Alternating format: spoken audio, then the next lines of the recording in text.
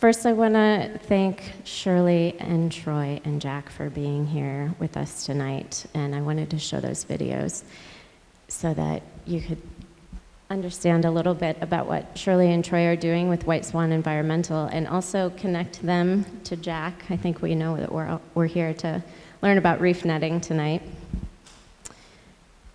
Before we go on, I'd like to acknowledge, and I do have something written out here, a land acknowledgement, but I think I kind of just want to do it from my heart and acknowledge that we're on the homeland of the Coast Salish people, and there's quite a long list of them, but specifically the Lummi, as well as the Samish, the Wasanich, Semiahmoo, the Suk, the Kwanghan, Sklallam, Swinomish, Skagit, Tulalip, and Stillaguamish people. And they are from here. Their origin stories are from here, and I think that we would be remiss not to acknowledge the violence of colonization that pushed them out of their homes more than 150 years ago now. So I just want to really thank Troy and Shirley. I'm going to try and say your proper names, Kusemaat and Suhunep, am I saying that correctly, for being here and actually sharing their homeland with us.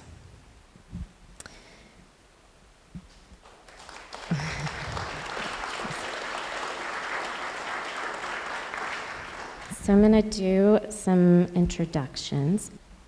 Suhunep is a traditional knowledge keeper who practices his inherent birthright of the Shwala, the reef net, passed down from his grandfather, Suhunep Herman Olsen. He also educates on the cultural, spiritual, political, economic, social, and environmental values of this sacred gift, as it is a measure of environmental protection that is embedded with the sacred teachings of peace, unity, balance, and sustainability for the people and the environment. Oops, let's find the right one. Kusemaat became a licensed nurse in 2002. 15 years were spent working within the scope of a Western license. Now, like a salmon swimming upstream, she is focused on indigenous public health. Her passion for holistic healthcare of ancient time began when she started to work for her own community, which is the federally recognized tribe of Lummi Nation, located in the uppermost corner of the Pacific Northwest. Jack, who many of you here know, you might not know, he began reef netting at the tender age of 18 in 1958 and has been doing it ever since. He's been a member of the Fraser River panel of the Pacific Salmon Commission since 1984 and began advising its predecessor in 1970. He also served as president of the Washington Reef Net Owners Association for 30 years. And as we all know around here, he's been involved in a lot of other things on Lopez as well. But those stories are not for tonight. So I want to thank you three for joining us here on stage. And Kusemaat, I was wondering if you could start by telling us the origin story.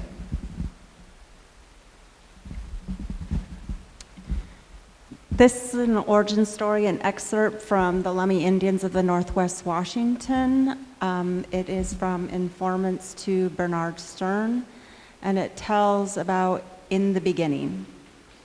In the beginning, there were two brothers who were placed on Earth in Somain. Based on other research, they think that's the Fraser River, Semiahmoo, Birch Bay, Orcas Island area based on our bone structure. Finding no livelihood, the older brother moves to Saanich, Malahat, and you can see the little inlet of water underneath the Swan's Chin there. That's Brentwood Bay, and that's where Saanich and Malahat is located. The younger brother, Swatan, our first mythological man, he moves to Garrison Bay, San Juan Island, Lummi territory, where we placed our storyboards, the Quinilian reef net captain, and male and female salmon. To both brothers, the Creator gives the gift of the reef net, the salmon, the spear, the suin, and the fire. All of those gifts have come to my partner, Suhunep Husmeen. Suhunep, his name goes 10 generations back, and Husmeen goes 20 generations back. When he received the gift of the spear from Susha, we had to go place our hands on the creation stone. It's a 9-foot diameter stone, and it was on a bluff, and it fell from the enclave of what you see, that little piece of land up on the top, Point Roberts, Chathtanam. From that place, Stolquoth, our elder Stolquoth from Saanich, he's named after San Juan Island. He tells the story about how the Creator threw the stones and created the islands for our people. And the Suhun, the male and female stone that Troy gifted to me, Suhunep gifted to me, it tells the story about how the Creator threw the stones and our people returned to our ancestral homelands. On that 9-foot diameter stone, there are all these petroglyphs over on it, and they have a lot to tell, but we have this. It has these concentric circles, and we have a beautiful picture of Suhunep with his spear inside the bullseye that goes towards our mission and vision at Whiteswan Environmental. I am the co-founder and executive director of a native-led nonprofit called Whiteswan Environmental. We, one mind, for the purpose of the work. Our mission is to support community healing through the natural, cultural, and historical restoration to the Sailor Sea for 7th generation sustainability as a measure of ecological health protection for all. It's important for our next 7 generations to be present and to practice in our ancestral homelands. So we advocate for thriving cultures and environment for all people. We are the vision keepers, and we mean Shwalawan, all of us. We're the vision keepers for a Coast Salish Tribal Heritage Field Institute, an Indigenous-led 13-moon Mount to Sea, Reef to Reef K through PhD program with 7 longhouses in the San Juan Islands and 7 longhouses in the Gulf Islands, so that our culture bearers, our quinillians, our reef net captains can practice and teach our next generations. And in that is sovereignty, treaty protection, and in that is the U.S. Supreme Law of the land, and in that is the ability to be a layer of environmental protection for all. Thank you, Kusemaat.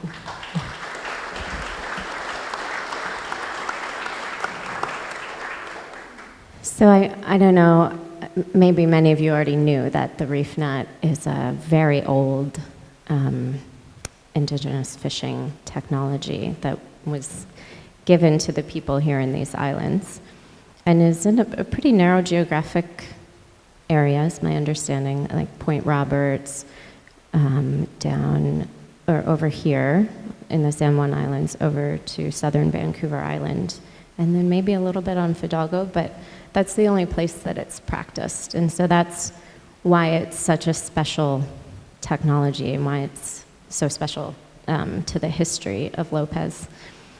And it obviously has been passed on, and Jack has been doing it for, gosh, how many years now, Jack?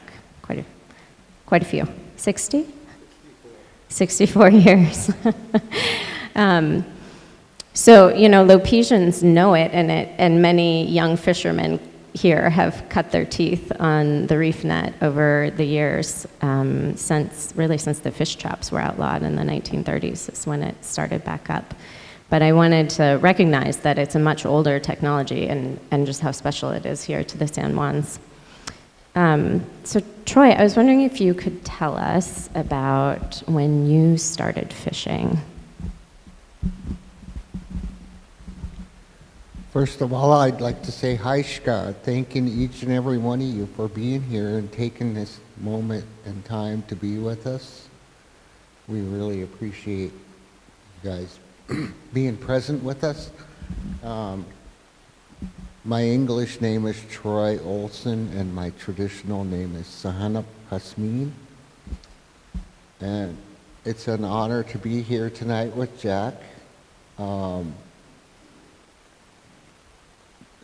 a Coast Salish word or Senchatan word, reef netting to us is a word shwala. And shwala is just the material, willow, the natural material. So in shwala, the spirit of the reef netting. The islanders that reef net and have real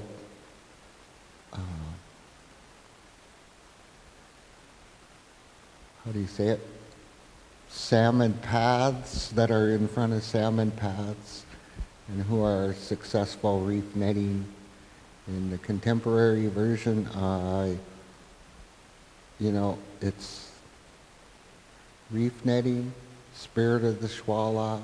Quinellian is a word, reef net captain in Coast Salish. So we're talking about reef net captains, Quinellians. I wear a hat that is an origin story for the Quinellian, the reef net captain. It was a gift to me. I wear a cedar jacket that was gifted to me by the late chief, the late Bill James. And the topic of reef netting is fairly new to me, but I did start out with my own fishing boat when I was 12 years old along the banks of the Nooksack River prior to the Bolt decision. And then it seems like the Bolt decision came along, and it was an era where treaty rights were affirmed for the sovereign people that negotiated treaties with the United States government here. But it was a little bit before my time, so I spent a lot of years on the Nooksack River. And I watched our Lummi fleet evolve into gill nets, purseines, and then we had kind of stepped away from the locations of reef nets. The modern day equipment allowed people to travel to places where those schools were prior to being in front of a reef net. So, yeah, I started when I was 12, and I'm just learning about reef netting. I'm not an expert by any means, or I don't claim to be the renowned person on reef netting. I'm just a learner, and I'm just grateful that I am sitting here with Jack and all of you and then having a discussion about reef netting. Haishka.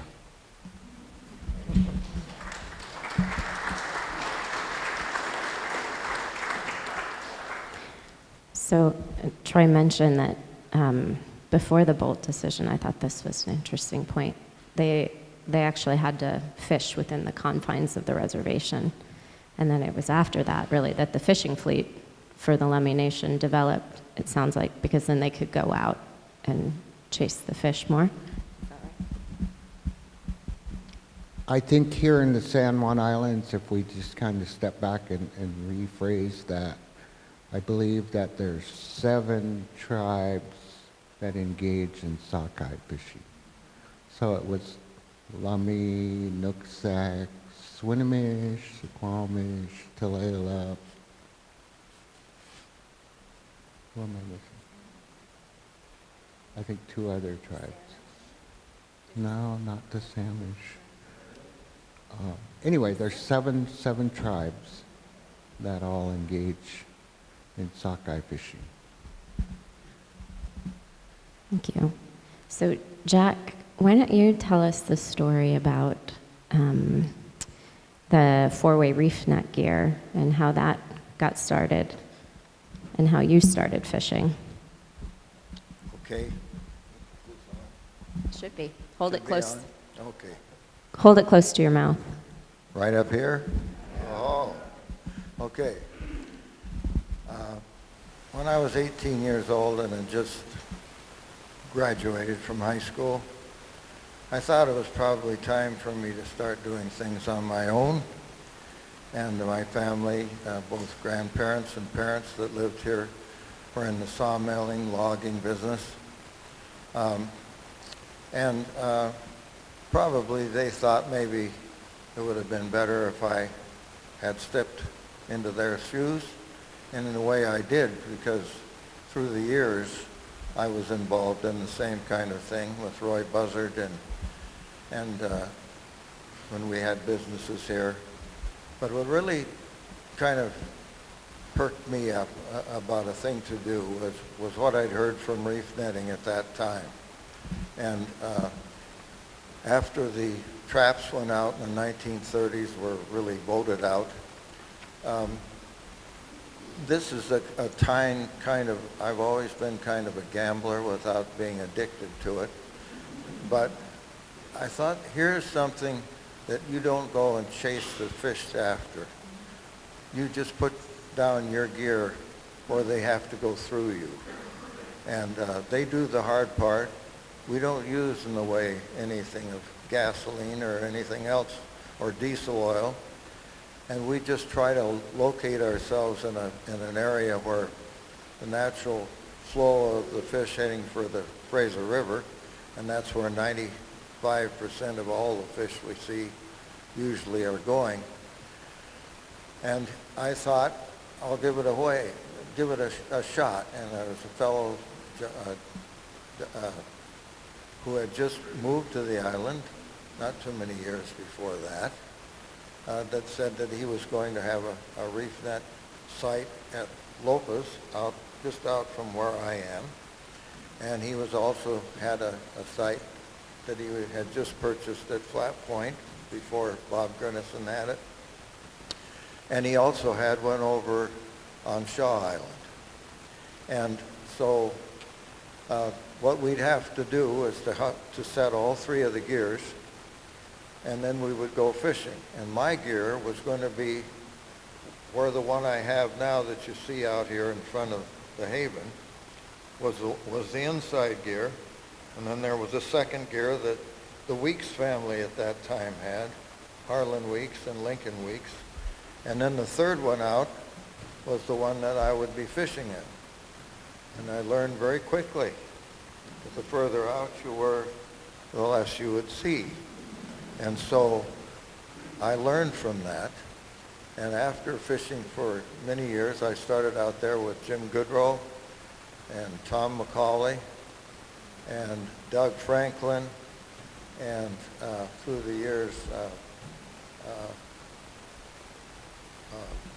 one of the Buffin family was out there too. And we had some others like the Hanson family had joined.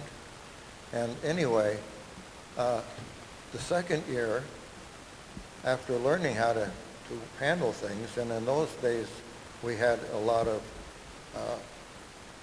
winches that we cranked the net up. We didn't have as many of the electric winches that we do now. That was just starting to come in. And sometimes even that wasn't enough, and we would pull them in, and they had a block situation that in emergency you could use to pull the front of the net up to the block. Anyway, there was a lot of things to learn. I knew that there had been a tribal involvement. I knew that they had brought it. Some of the first places I lived on the island was on Mud Bay. There was a big midden there. I saw all the salmon bones in those areas. I went further out towards Iceberg Point and lived in a place out there, and I saw the same kind of a thing. And I've learned through the years, and those sites really now have been dated clear back to 3,000 years ago, that there was a time about 1,600 years ago that they began to see, and that they'd identified by going through the middens, when sockeye first came. And so that tells me that the 12,000 years or so since the ice had gone back on its last of actually 4 glaciations we'd had over the last 100,000 years, that these sockeye had started to dominate in the Fraser River. about 16 years ago. Prior to that, there was still Chinook, coho, pinks, humpies we call them, and dog salmon. But so I get to learn a little bit more. The second year I came back and I asked Lloyd Weeks, who along with T.J. Blake and Harold Hammond and Pierre Franklin had the inside gear, if they would allow me to slip in one gear and fish the middle gear. And so when I was 19, that's where I started with them. And fished for them for 5 years, 5 or 6. And in 1964, Pierre Franklin had decided that he would go ahead and try a more mobile type and was going to go into gill netting. And when his share came up, I asked if I could buy in with those other 3 old fellows that I liked a lot. And they said, he said, yes.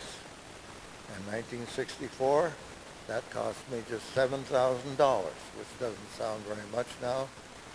But I would have a quarter interest in that gear and the one that I just come off of. So I got into that.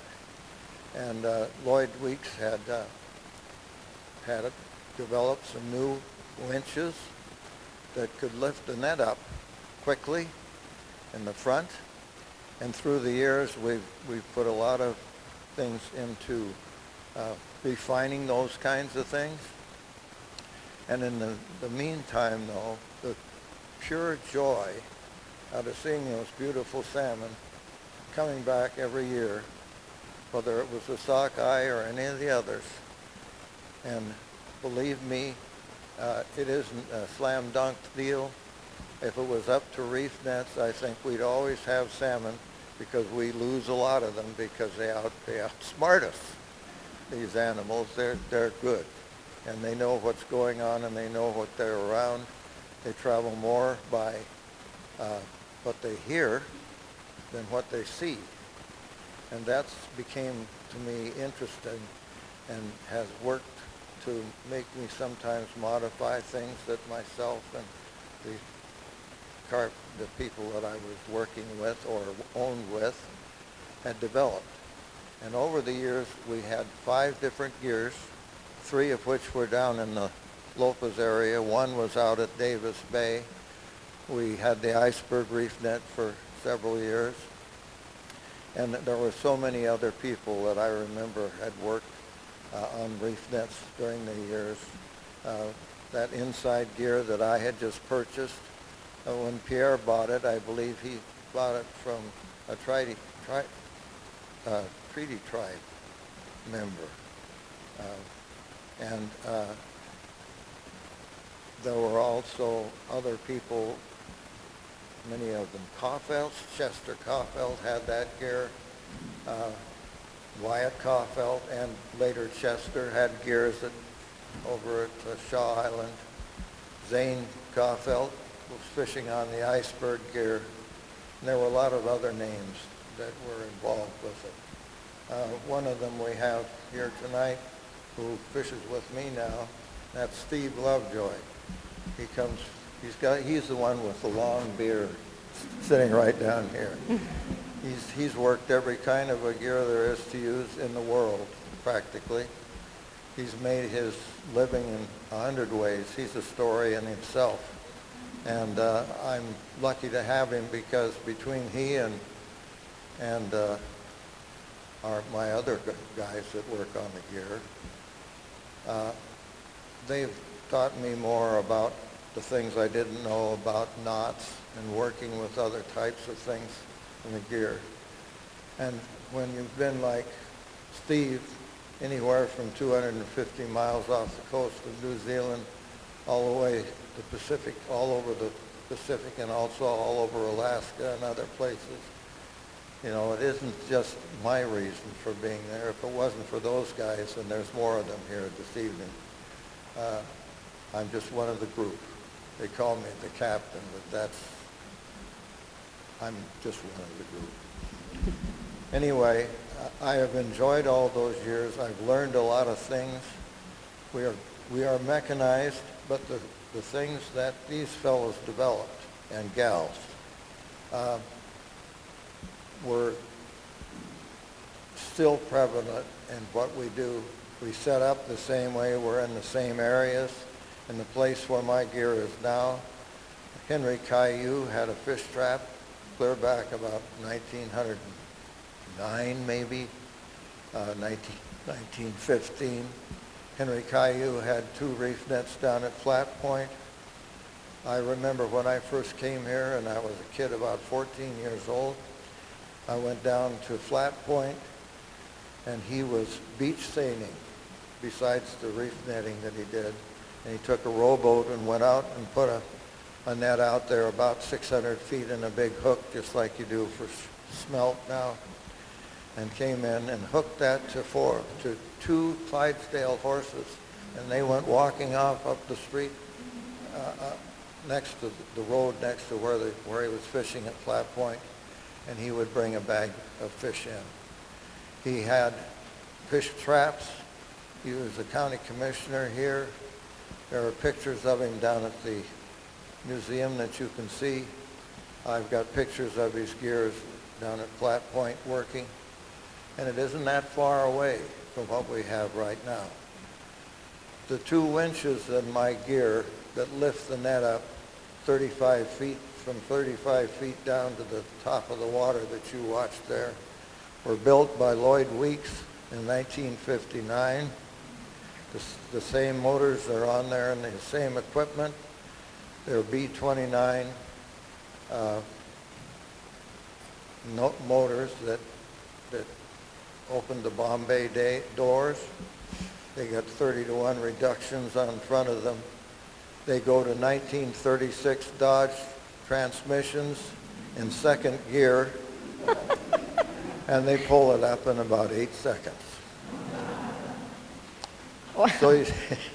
So you see, we now have what we call, we don't pull the breast lines. The breast lines are off the middle, the breast part of the boat, and hold us in the same area we want. If the tide's going inshore, you go inshore. If it's offshore, you pull offshore. Now we can do those with electric winches too, but it's still the same thing. We just aren't using our hands. It isn't that we're always too ill-equipped to do it. It just happens fast.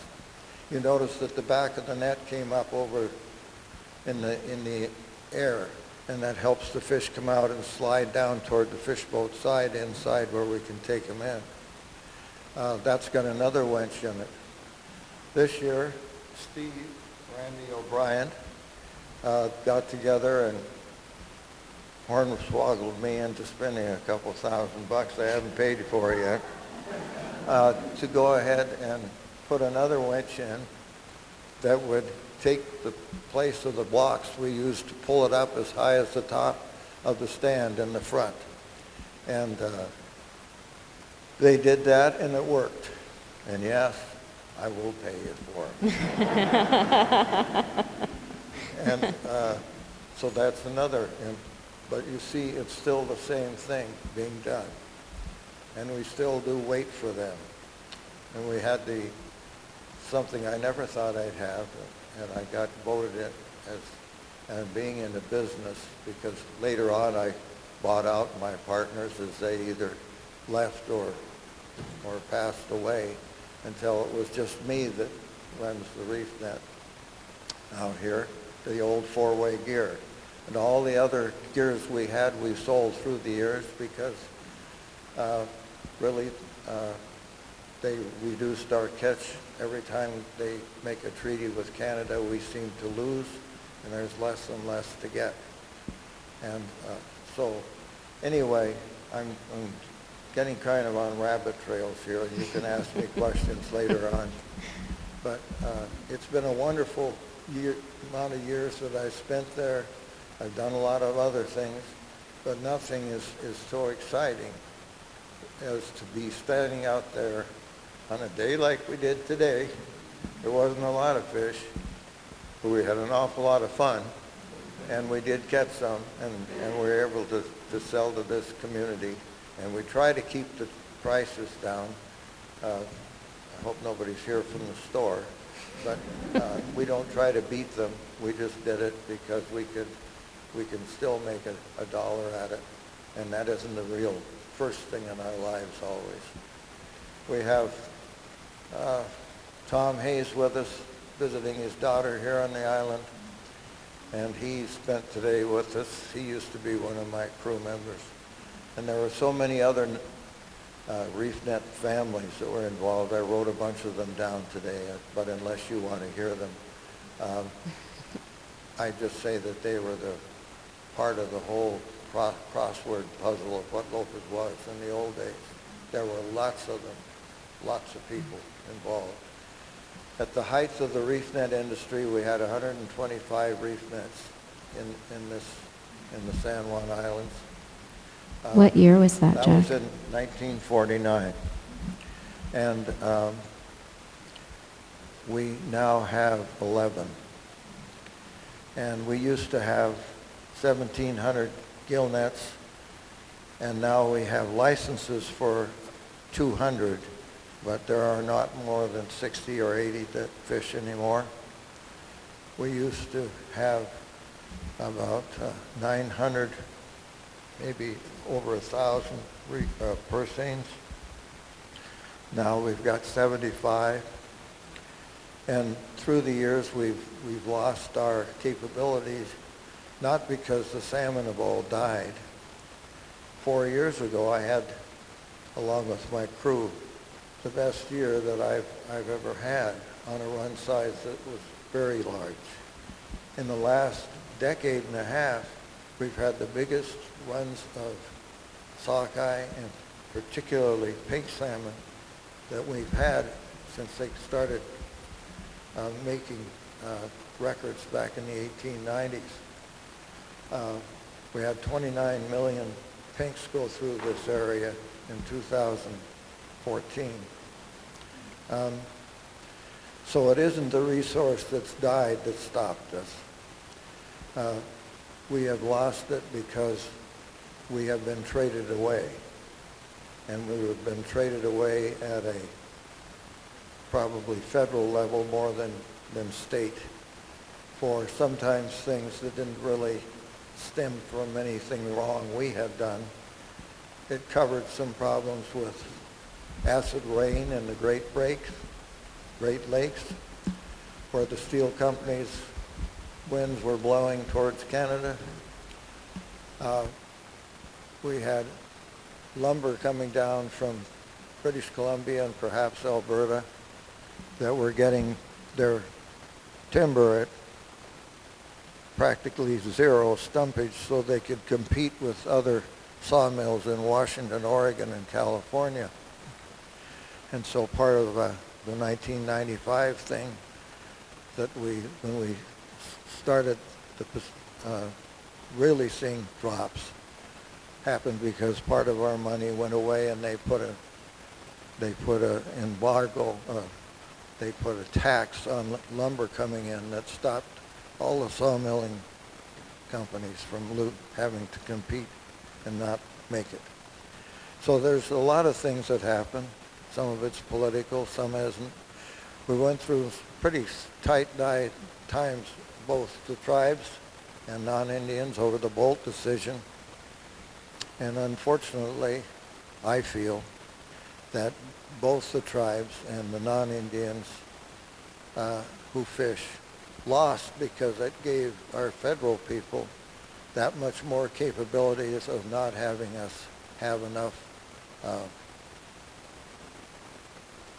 impact on keeping them from making the decisions that they made about our fish.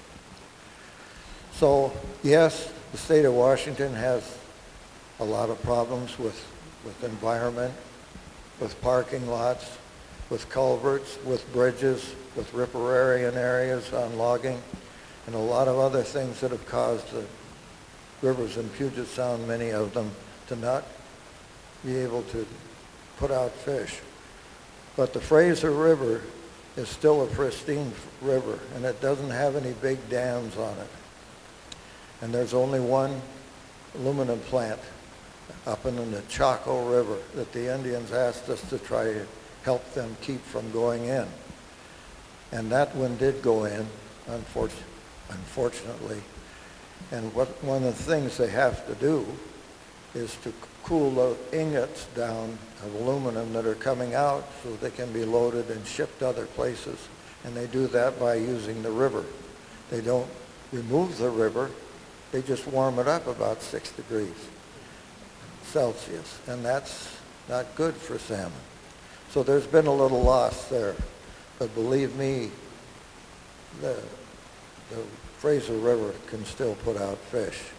Yes, we had the bloom come up from California, and that killed a lot of our smolts because it generated algae in the water that fed on what the little smolts ate when they went out. We have fish farms, lots of them in Georgia Strait. And there's kind of an interesting thing now. It used to be that most of our fish would go north through Georgia Strait when they were smolts coming out of the river. And only 20% came out through the U.S. But more recently, we find that the ones that survive come up Juan de Fuca Strait. For this year, for example, there weren't more than half of the sockeye that went that way. There was only a third of the sockeye. And they've been working on that. They have removed some of those areas where the fish pens were putting out sea lice that would fall down into the areas through the little smolts would go, and those sea lice, just 2 or 3 of them, that would be the end of that smolt. So we're hopeful that that'll make some decisions. Last year they eliminated some. They were going to eliminate some others.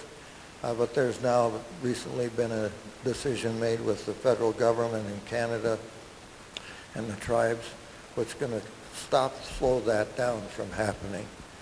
And I don't know what was given for that, but it's an unfortunate thing, I think. Anyway, I don't want to talk all the time away. It's a great thing that I've been able to do. It's a blessing to me, and to have the friends and the people here that have worked in this thing. It's a great way to make a living. It's a great way to live and breathe, and I'm very thankful for it.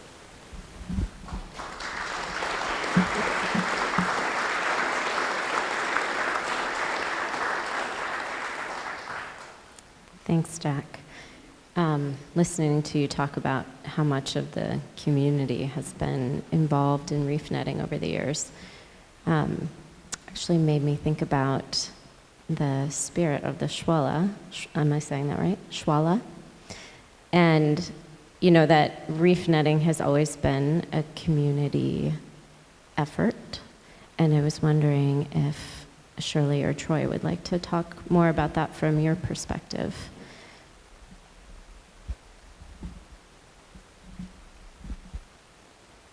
Well,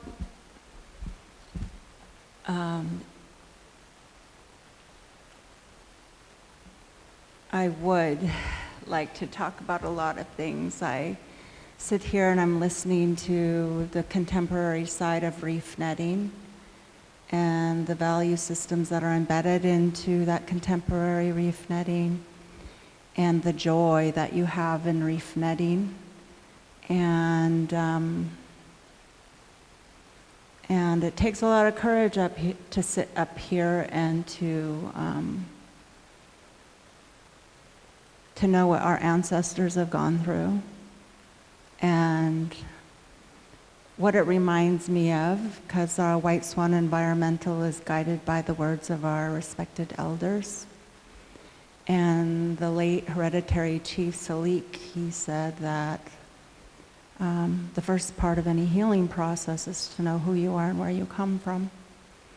And I like to say, and as neuroscience, epigenetics, adverse childhood experience, and resilience is now showing, memory is stored in DNA. Whiteswan Environmental, we address root cause of trauma for Indigenous and people and nature of the Sailor Sea. Yesterday was Truth and Reconciliation Day in Canada and United States. I see a lot more people wearing that orange shirt, remembering all of those children, 7,000 some children that are found in the boarding schools. But the first root cause of trauma that happened to our people is that we were removed from our ancestral homelands. So, as a respected elder has said, the Creator gave us a sacred responsibility to the land, water, reef, net, salmon, and language that belongs to it. And if it's not supported, it's cultural, spiritual genocide. The true cultural, spiritual genocide, Sali Etseshwala tells me, will be when we forget that we are salmon people, and salmon people know no borders. And yes, we're all salmon people indigenous to Mother Earth. It's up to all of us to do that. But there is a real pain when, in the last 165 years, we're dislocated and disassociated from our land, territory, way of life. Our inherent right to clean food and water is being violated. Our reef net technology was the most respectful, sustainable way to produce the most high-quality salmon, proving that our people knew science, technology, engineering, arts, and mathematics, yet our children don't get credit when they're out in the field, and our culture bearers don't get paid when they're there to teach our children. But we can stand beside anthropologists and archaeologists who get paid to teach about our reef net technology like we're anthropological curiosities. Our wild salmon is at less than 5% of hanging on, and out of 60 nations at the Royal BC Museum, our saltwater salmon people's language is at 4.1% of hanging on.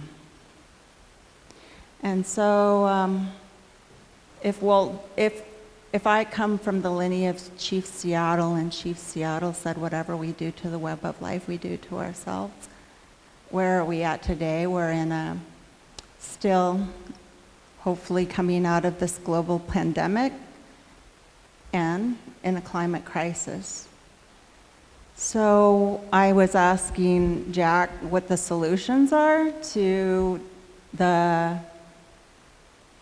situation that we're in.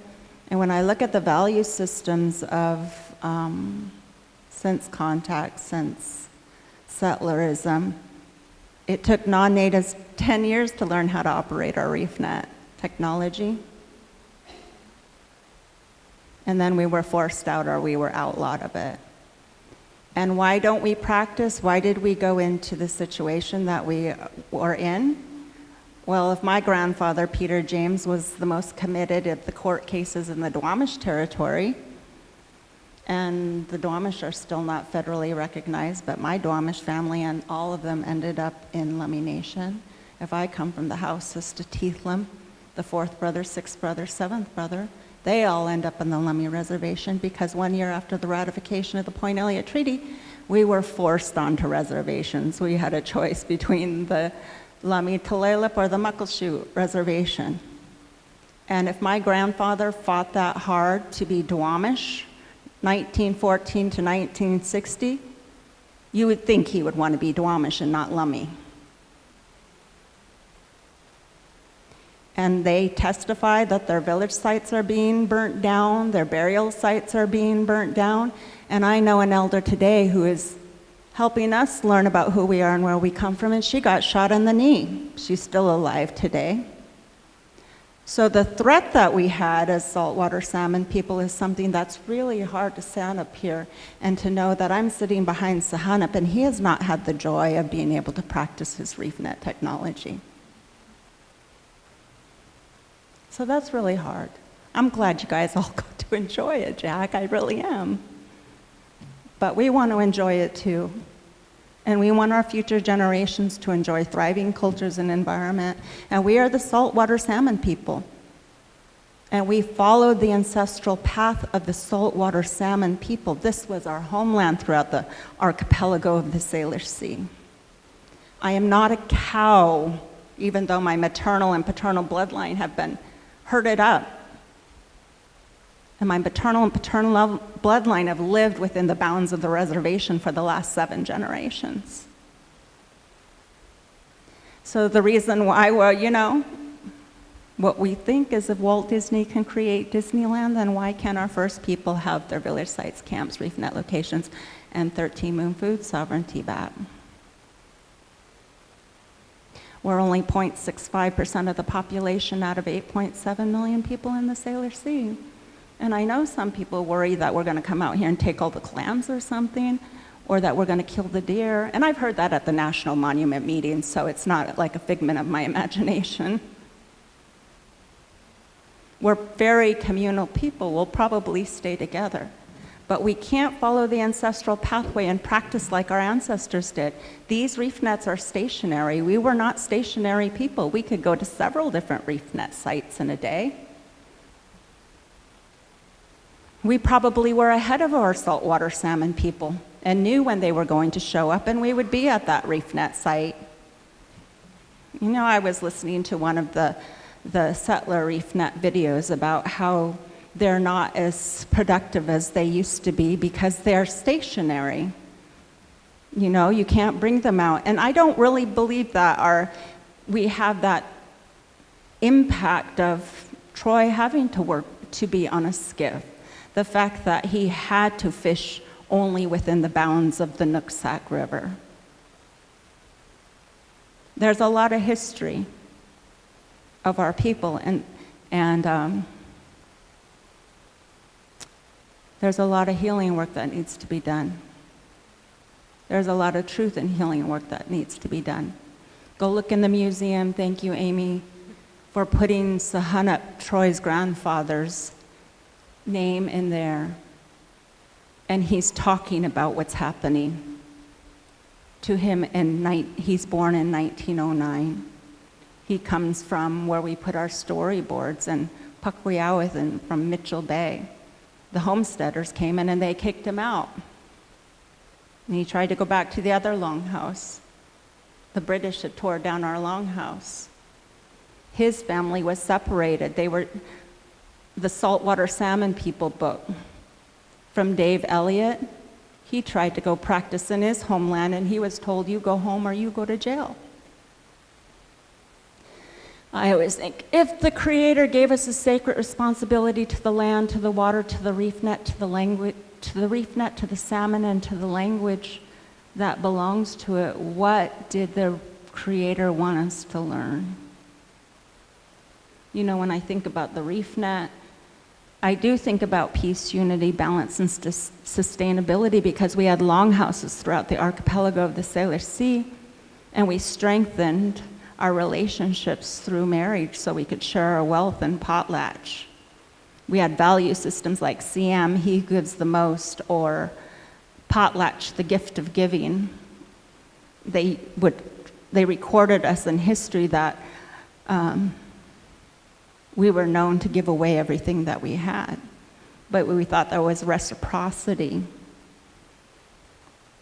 that something would be given back. That our reef net, our traditional reef net, it actually was designed with male and female balance. It had the swallow. We wouldn't take all life. We would let some of the life go back through to the mountains so they could spawn. I don't know if these commercial reef nets have the swallow or not.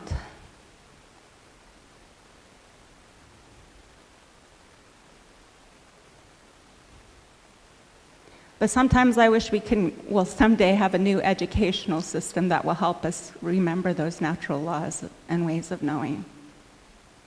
That we need male and female balance, just like our reef net had male and female balance. Uncle John Stolkol tells a story of the salmon ceremony, how the reef netters would be out in their canoes, and the children would be on shore waiting for them to come into shore. The women would be on shore waiting for them to come ashore so they could fillet the fish. The children would be with the spiritual workers, the elders. when the reef netters would bring the salmon ashore, the children were taught that they would cradle the salmon and they would put the fin inside of their mouths. And they were made to hobble and act like they were pathetic human beings. And they were taught that they would lay the salmon on the cedar boughs in the direction in which their brother and sister had passed through the Shwala. And they would put the Husmeen in and the red paint over. And we don't respect life like that anymore. And now we're at the last of our salmon people. And all I could hope is that maybe we'll be able to work together someday. Maybe we'll be able to share our wealth with each other like our ancestors did. Maybe we'll stop fighting over all of these, the last almighty Tala, the last of the salmon people. Because we've learned a lot of unhealthy behavior through assimilation. Our value system is in jeopardy, and it's hurting Mother Earth. And I hope that we'll be able to restore our longhouses so we could teach our children that value system that we had of our ancestors. And I like to say, I don't know if you know about Wichita Cherry Point, but the Army Corps of Engineers tried to come into our ancestral homelands and place the largest coal terminal in there, and they upheld their treaty rights because it would degrade the environment. Well, from the East Coast, we have skyscrapers. They can't swim in the water. They have no fish in the water.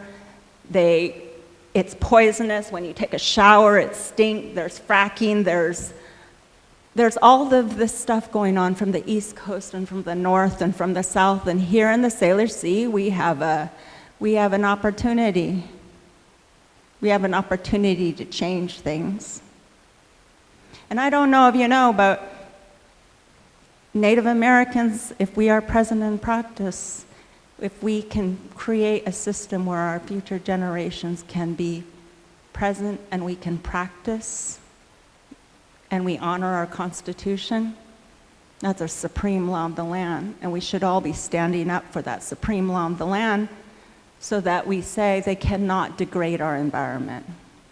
They can't degrade our endangered species, our brother and our sister salmon, and our killer whales. So I don't know if that answers the question, but that's what I want to say to you all while I'm sitting here.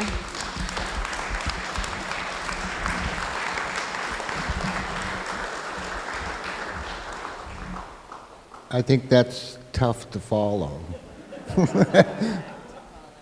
Can you ask the question again? Thank you for your courage, Shirley. Hold on, I'm going to say it correctly. Kusemaat? Yeah, thank you. He says some really amazing things that he gets a little stage fright. So the question that I was asking was about how reef netting had always involved the whole community, because my understanding is that there was a captain, which you'll have to tell us that word again, but Quinellian was the captain, but that many people contributed to the creation and construction and operation of the reef net. So that was kind of what I was asking about. Well, I sit here and I listen and I talk to, or listening to Jack's story about the many people that had fished with Jack and grow to appreciate reef netting. But the reality is, Jack cannot do it by himself. He needs hands to carry out the other roles that are necessary to achieve the actual harvest. So that word in our language, one mind for the purpose of the work, swallowing. Jack needs a team for the one mind for the purpose of the work. And that one mind is what creates those lasting memories of a successful harvest. The method, the actual method, the reef net method and the technology of harvesting salmon in the salt water in a way that does no harm is a very unique and distinct technology that can go into the future. It has a future. It has a way of separating mixed stocks.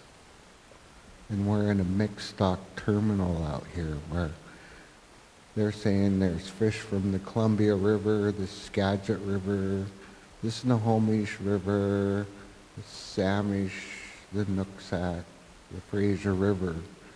Well, all these salmon terminal areas mix up out here. And each and every system, river system, has vulnerable runs, low harvest, low stock return, low survival rate. Those fish are more threatened than those fish over there. That fish is doing okay, but they're all being harvested right here. And so this method, technology, is not interrupted by that mixed stock. It has the ability to harvest and not have any effect on that mixed stock. And then there's science that those mixed stocks can be, pull a salmon scale and prove that that's a Columbia River or a Fraser River, and you can release it. And it's free to go home. What a way, what a lifestyle, what a method, what an ability to bring it into the future in a good way.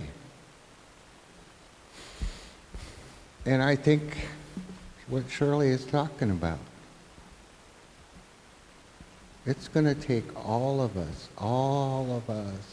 in the Salish Sea to have one mind for the purpose of the work, and that's to save the salmon.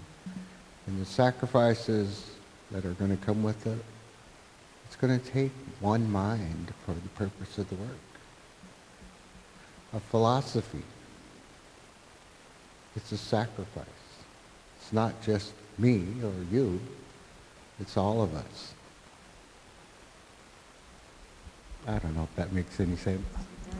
I think I know what you're talking about. When you're talking about community and what it took, when you're thinking of the traditional reef net technology, if we had village sites throughout the archipelago of the Salish Sea, and we had different reef net sites, and some of them were throughout this year, Troy tells me that they would build the willow reef net, and then it would be stationary throughout several different areas. Like my uncle says that we were able to go to 3 different sites maybe in a day. But it took community to do that, and in strengthening relationships and marriages, maybe from every person has inalienable inherent rights or gifts from the Creator. So some people might have been near a field of willow trees along the marsh. And so you would have many people that would come together as community to build the reef net out of that willow. And so as many squares as were in the reef net, that would be what the quintillion, the reef net captain, would share out to the community. So like in Dave Elliott's book, The Saltwater Salmon People, his mother Cecilia of the 3 sisters, that you'll see the storyboard in Papiau with the English camp, Sili Etseshwala. That's the woman that comes to me in my dreams. But Cecilia Elliott did depositions that they come from there, and so did their mother, Monathlat, but they were removed. And so Cecilia was said, do they know what they're doing? Because they tore down all our willow trees, so that didn't give us the ability to make the reef net anymore. And then the cedar trees now are like 2-3 times deforestation. Now we're at risk of extreme forest fires, and it's put everybody in danger because we have so much destruction of our forests. But all these natural materials that the Creator gifted to us, we would have to come together to build that reef net, whether it be canoes, whether it be paddles, whether it be the clothing that we wear. But the willow was the, Troy tells the part about that, where you seen in Jack's video where they're pulling in the salmon. That would have been made out of the willow, plus the ring that would allow our salmon to go through, some of our salmon to go through and back to the mountains. But I think that's what you're talking about, how community was. Yeah, that's kind of what I was talking about, although I got a lot of beautiful responses from that one question, so thank you. Just a few things, little bits of history, since it is what I do, that have been coming to mind as you all have been talking. Jack mentioned that in the 1890s was when they first started counting the salmon, and I'm not sure how they did that, but I do know that there's a report from the 1890s by Richard Rathbun, which you can still find online, where they talk about there were native fishermen that were reef netting at Watmau, not at Watmau, at Iceberg. And Rathbun, he was working for the fisheries, I think at the time, he interviewed those fishermen, and they were catching several thousand, I think it was, sockeye, and then there might also have been silvers, and they were selling them there was a cannery over at Friday Harbor, so they were selling them there. But what I loved about that was that documentation that these individuals, and I think it might have been an Edward Cagey, maybe? I'm trying to recall the names. We know the names of individuals who were saltwater people who were fishing there, and they were selling to these canneries. And then many of you probably know that Harney Channel just got renamed to Caillou Channel. And Jack talked quite a bit about Henry Caillou, but he learned to reef net as, I believe, like a 12-year-old child, right up at Flat Point from his uncle. I believe the name was Payel, maybe you guys know. And he, as Jack said, many years later, after they had outlawed the fish traps, he came back and he reef netted there. And at the end here, when we have the stage lights off, I'll show a slideshow, and some of those photos that Jack had are in the slideshow there. But those 125 gears, or whatever there were in 1949, all of those sort of grew from these original native reef net locations, and there had been people around who knew that that's where they were fishing and that those were the good places. So, you talked about your people having science and technology and art and all of this knowledge. They had figured out, they knew where those salmon were coming, and so they really have given us all that gift. Are there any questions from the audience?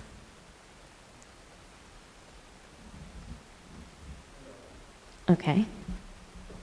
Jack, you said that 1,600 years ago, then they started having sockeye finds in these middens. Do you know what precipitated the change? No, I don't, except I would say it maybe took time for things to change, whether it was our climate change or whatever it was. I mean, things were, after we had those before huge amounts, when everything here had, where we're sitting now, had 4,000 feet of ice over the top of it. And there weren't any roll fishery, and they slowly came back. And where the sockeye first started, I would suspect it came across from the European side, because Russia right to this day, and Japan and others have sockeye fish. We took, in 125 years ago, we took a whole bunch of Chinook salmon from the Columbia River and the Sacramento down to the New Zealand. I spent a lot of time down there. And they put them on the South Island of New Zealand on the east coast, which is the Pacific side. And those fish, you can go and look at them, and they don't look one bit different than the Chinook do that we have out here right now. It's just that in the southern atmosphere down there, they went down the coast, just like our salmon go up. And some of them went up, but not until they got to the 70-degree water at the top of the South Island. And they come back every year, just like they do here. And they're down now because they came from one genetic stock. In size, they probably average 20, 22, 23 pounds, just like ours used to here. And now they're about 16 and a half, 14, 16 when I was down there the last time and looked at it a few years ago. So, no, I don't know, except that I just think they did environmentally better at that time and came back in here. I would say one other thing in regards to what I heard from my friends here next to me. No, I know a lot of things that happened in the past, and I know a lot of things that could be better in the future. And I think that, we had some tribal people that said we really would like to put together a reef net in the Lummi Island area. The Kinley family, I think, is the one that did it. And so we picked out what we thought would be a good site, not just let's get them out there on a site that wasn't good. And we helped them put that gear together.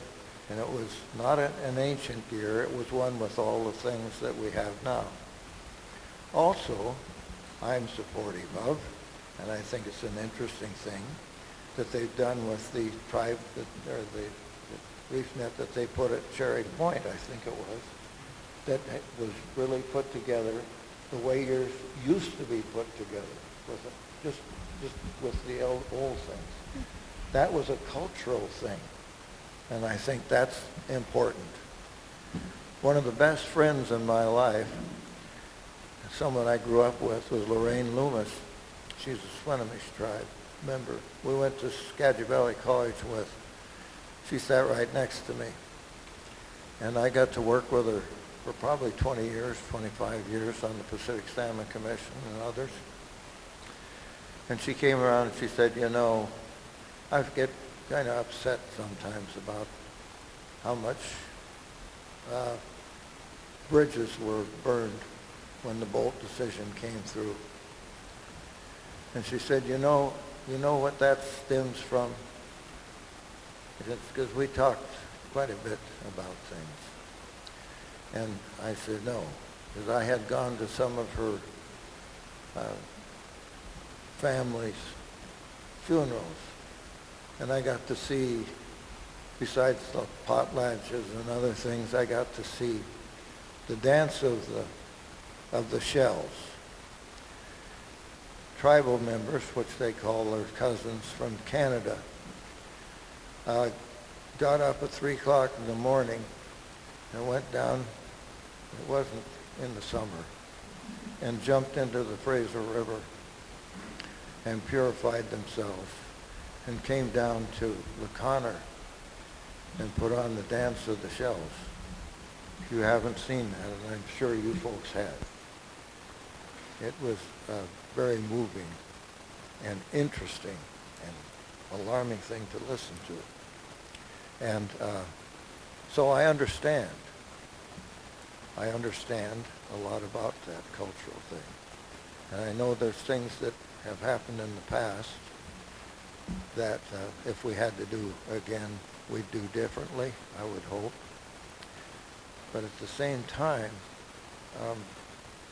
I think that we have to do what we can now to make it realize on both sides where we're coming from and see if there isn't an apex there somewhere where we can work better together for both sides.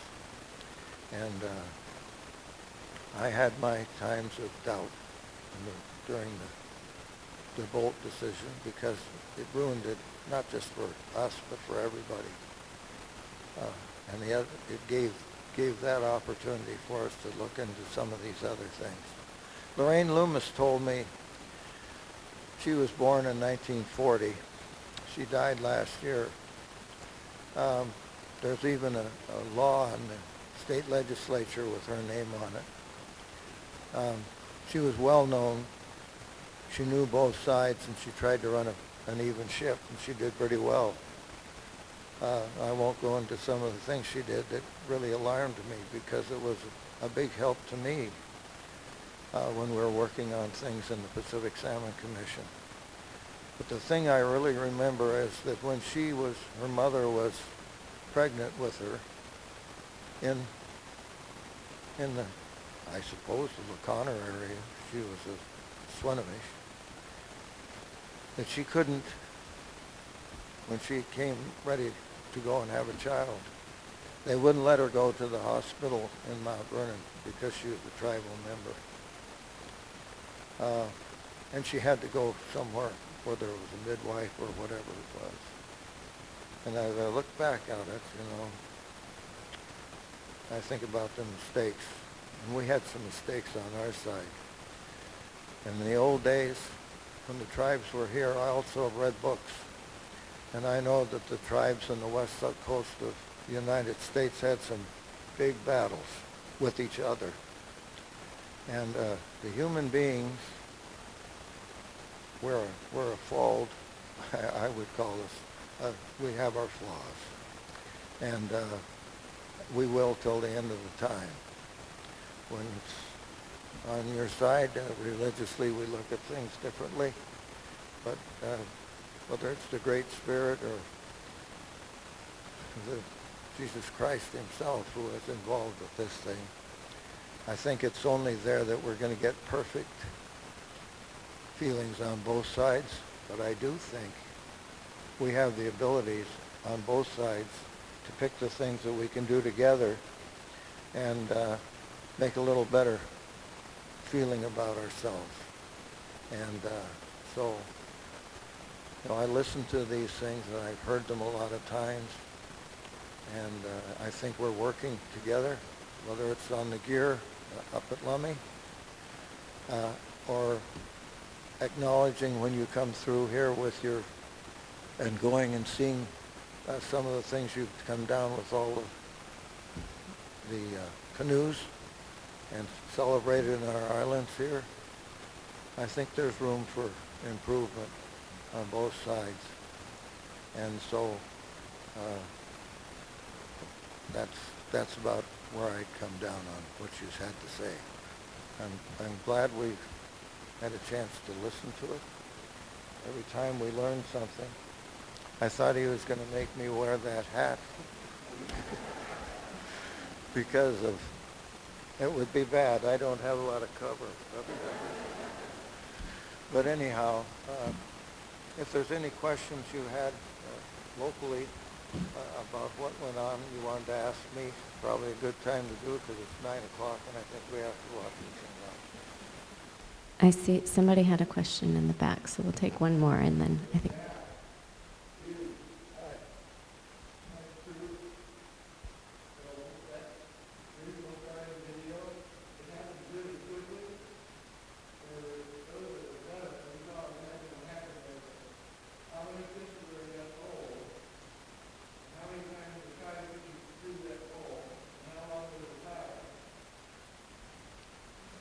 That was the day we wound up with.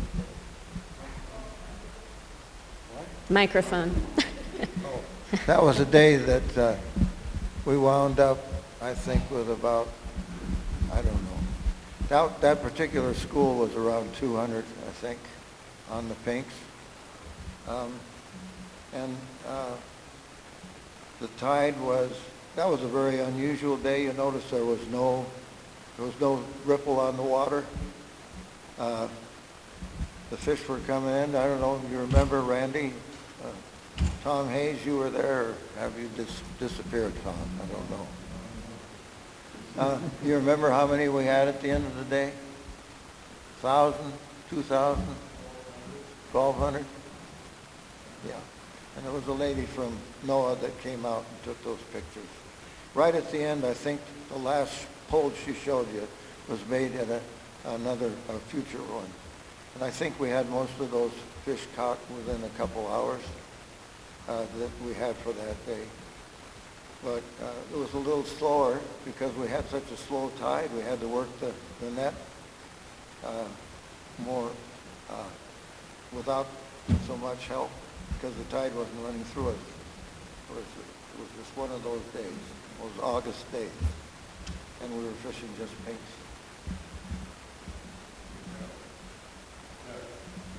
Yeah.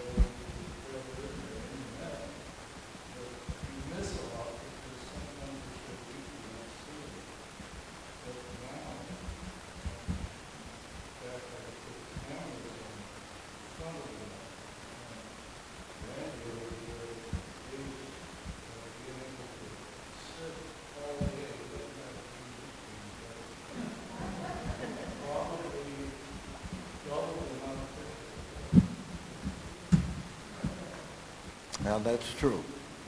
And we tried with sonar to begin with. It was really tough if you had a year when we had mackerel around here because they all look like salmon, and you pull them up and watch them go right through the net. Yeah, there are things we're learning, and I think that we probably are getting. I often think, well, we won't do anything that makes it better than it is. But we improve all the time. I don't know how many more years I'll be out there. Somebody a lot higher than I am knows that story.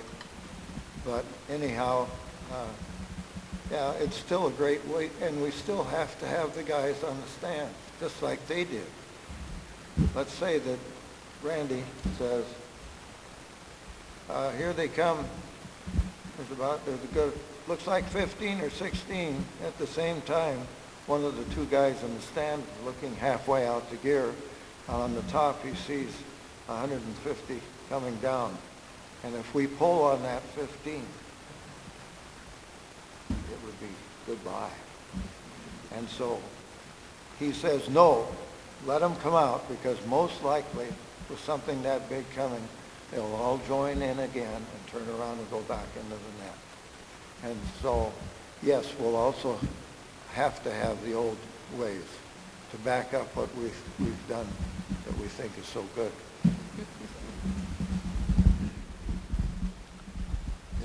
Should we let one more question? Okay.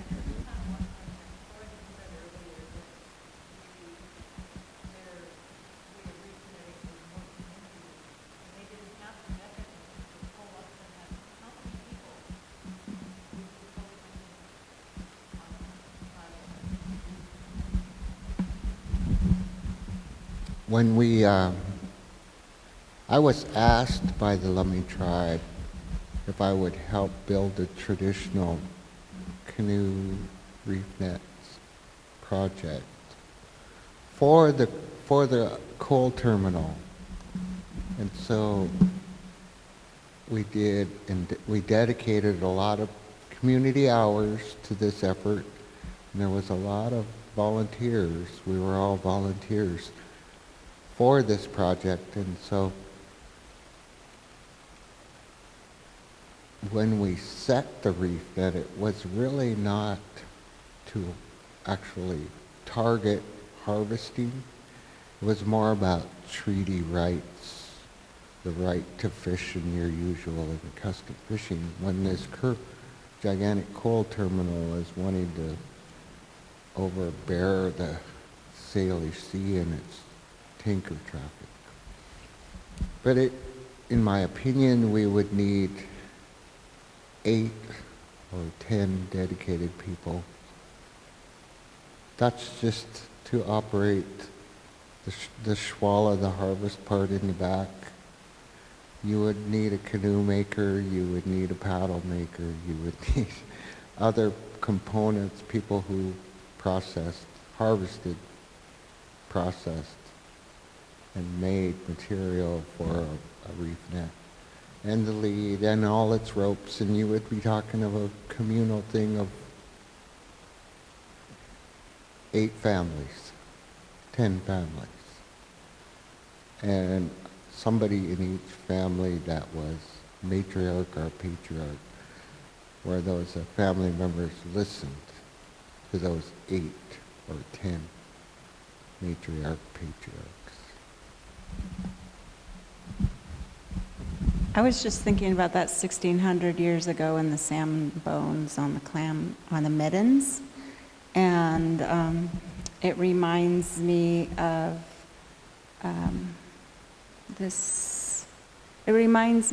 the Stonehenge find on Salt Spring Island, where they have the clam garden walls.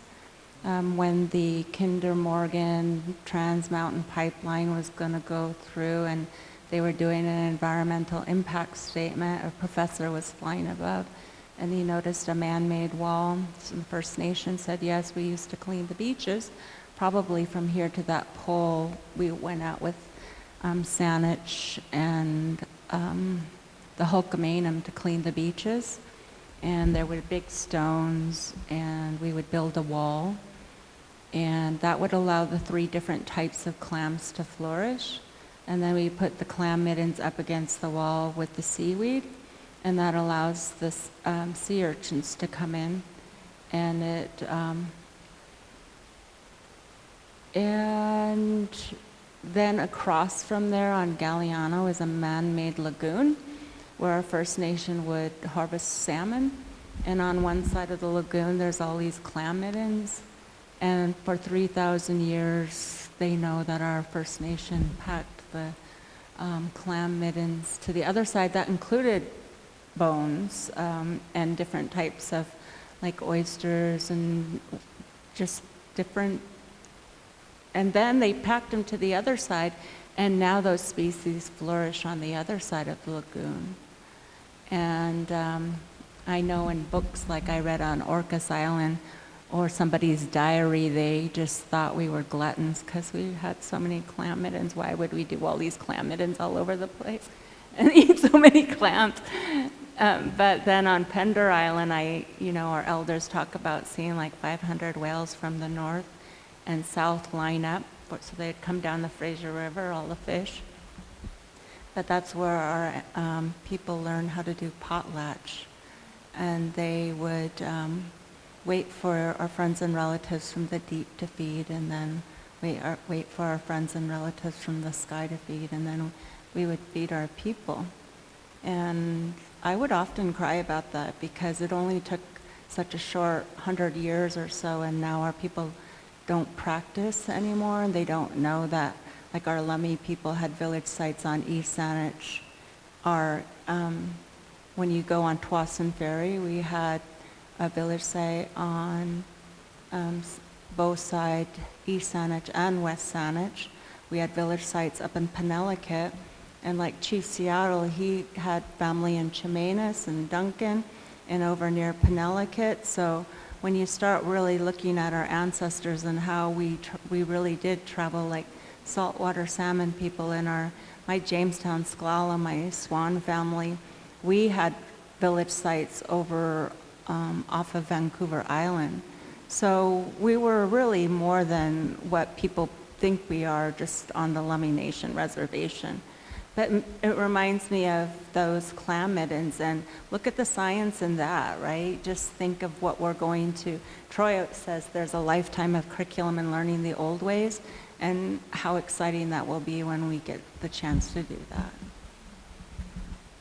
Thank you. I think that it's probably time for us to wrap up. This has been really wonderful. I just want to mention a couple things. One is that if you have not been over to English Camp recently, you should go and see the storyboards, which when we turn the lights down, you'll be able to see it better. I was over there earlier this summer and saw them for the first time and was just absolutely blown away because they were so beautiful. And then just recently, I learned that Shirley, essentially single-handedly, not really single-handedly, but with a lot of people, was responsible for those. And there's no interpretation for them yet, but the center one is the spirit of the Shwala, right? And then there's a male and a female salmon on either side, and they're just incredibly beautiful. The center one is the Cornelian, the reef net captain, and then in the woman that comes to me in my dreams, Salit Shwala, she is literally in the Shwala. So the elder that made the little reef net captain for his mother, Cecilia Elliott, that comes from there, he gave it to her for her 95th birthday. And so when we seen her in 2015 in December, we asked if we could have his older brother, Tomasin Charles Elliott, master carver,